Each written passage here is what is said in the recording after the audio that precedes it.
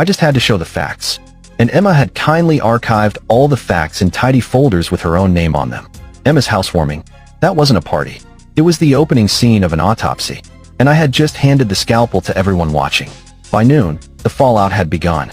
Dad posted a Facebook rant. 3 paragraphs long, 0 punctuation.